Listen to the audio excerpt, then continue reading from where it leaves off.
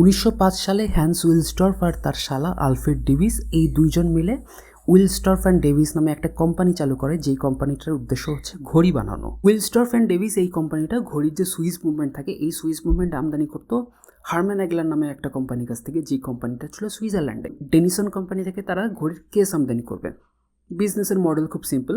হারম্যান অ্যাগলারের কাছ থেকে Swiss movement নিয়ে আসবে, ডেনিসন কোম্পানি থেকে নিয়ে আসবে ঘড়ির কেস, দুইটাকে কম্বাইন করে, দুইটাকে অ্যাসেম্বল করে তারা ঘড়ি বানাবে এবং তার পেছনে তাদের কোম্পানির যে হলমার্ক WND এইটা দিয়ে বিক্রি করবে জুয়েলার্সদের কাছে, কারণ ঘড়ি তখন জুয়েলারি ক্যাটাগরির একটা প্রোডাক্ট।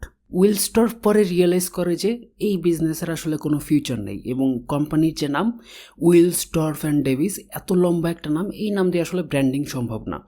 তো উনি একটা ইংরেজি নাম খুঁজতেছিলেন, এমন একটা নাম যেটা উচ্চারণ করতে সহজ, শুনতে সুন্দর লাগে এবং পৃথিবীর সকল প্রকারের ভাষাভাষী মানুষের কাছে এটা যেন গ্রহণযোগ্যতা পায়।